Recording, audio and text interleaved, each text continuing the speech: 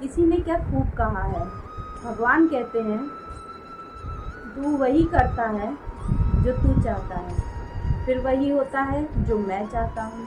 इसलिए तू वही कर जो मैं चाहता हूँ, फिर वही होगा जो तू चाहता है।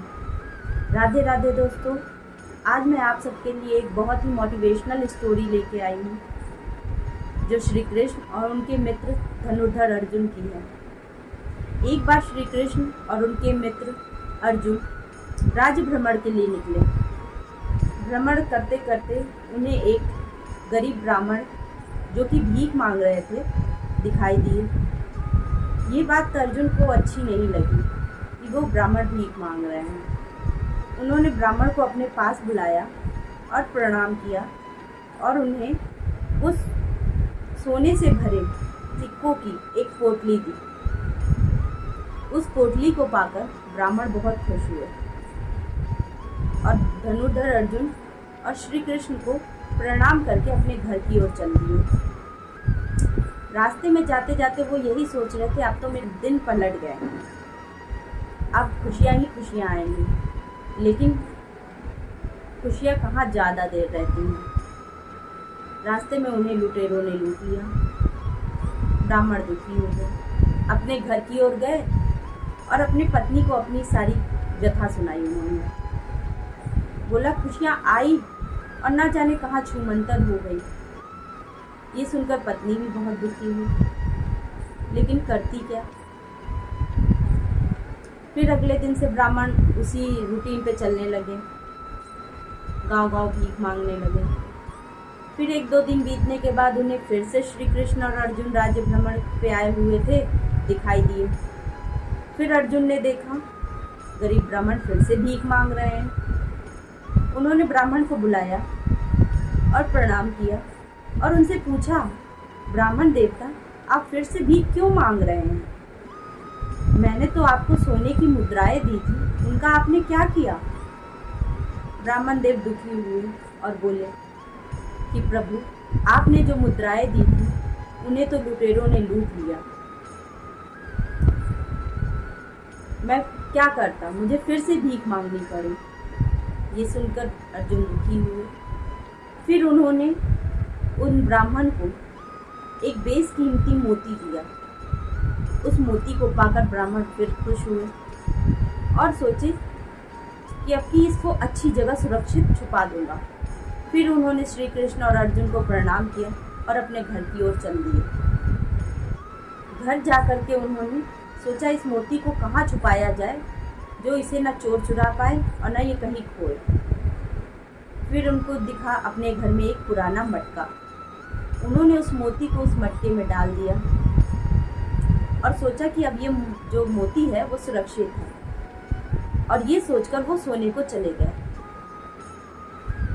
उनकी पत्नी नदी किनारे जल भरने गई हुई थी। वो जल भर ही रही थी कि उनका नया मटका जो था वो फूट गया। अब पानी तो लाना ही था।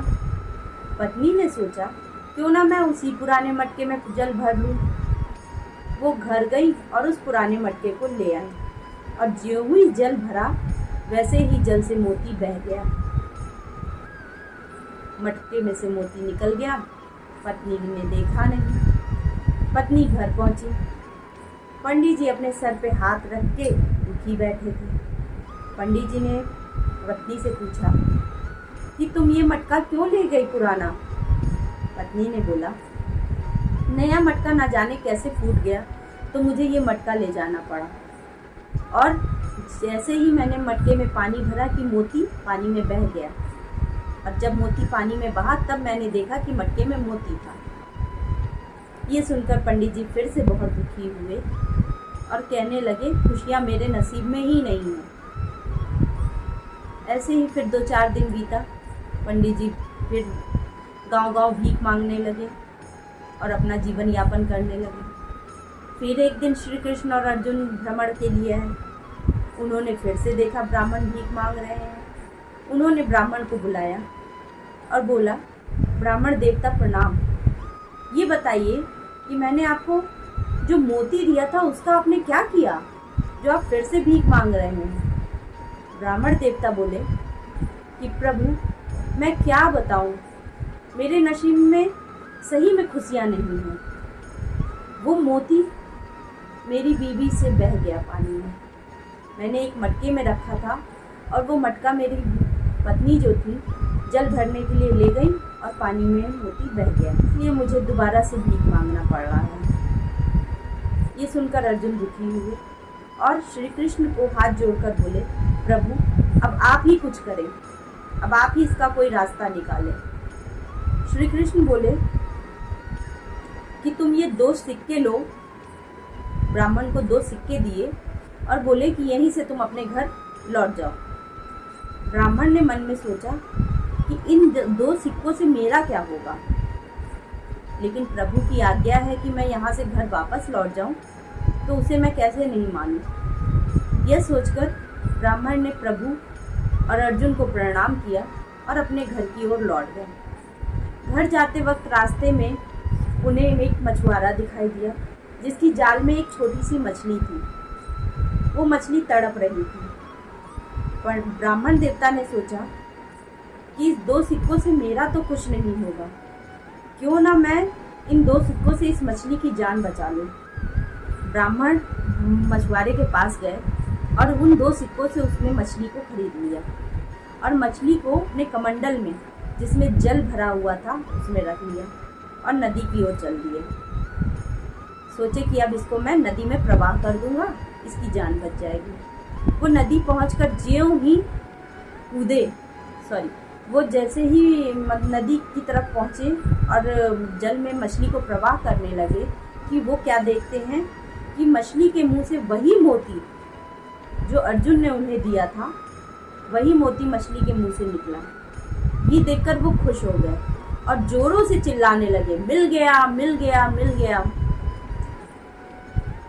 इतने में उधर से वो चोर आ रहे थे जिन्होंने उनके सोने के सिक्कों की पोटली चुराई थी और उन्होंने पंडित जी को चिल्लाते हुए सुना, मिल गया मिल गया मिल गया। इससे वो चोर भयभीत हो गए और दौड़ के आके पंडित जी के चरणों में गिर गए और माफी मांगने लगे कि माफ कर दीजिए ब्राह्मण देवता, मुझे इस चीज की सजा मत दिलवाइएगा, ना हो तो आप ये सारे सोने के सिक्के ले लीजिए और मेरे पास जितने जेवर जेवरात है वो सब आप ले लीजिए, लेकिन मुझे सजा से बचा लीजिए। ये देखकर पंडित जी और खुश हो गए कि मेरी मोती भी मिल गई, मेरे सिक्के भी मिल गए और मुझे जो नहीं था मेरा वो भी मिल गया। ये देखकर अर्जुन अचंभित हो गए और श्री कृष्ण को हाथ जोड़कर पूछने लगे कि प्रभु ये कैसी लीला है आपकी। मैंने ब्राह्मण जी को सोने के सिक्के दिए तब भी उनके जीवन सुखमय नहीं हुई, मैंने उनको बेशकीमती मोती दिया तब भी उनकी जीवन सुखमय नहीं हुई, लेकिन आपने केवल 2 सिक्के दिए और उनकी जिंदगी पलट गई, ये कैसे। तब श्री कृष्ण बोले कि अर्जुन मेरे मित्र, वो इसलिए हुआ क्योंकि जब आपने उनको सोने की सिक्के दिए तो वो केवल अपने बारे में सोच रहे थे कि मैं ये करूँगा मैं वो करूँगा, केवल और केवल अपने विषय में सोच रहे थे। आपने जब मोती दिया तब भी वो केवल अपने विषय में सोच रहे थे, लेकिन मैंने केवल 2 सिक्के दिए और उन 2 सिक्कों से वो उस मछली की जान बचाने के विषय में सोचने लगे।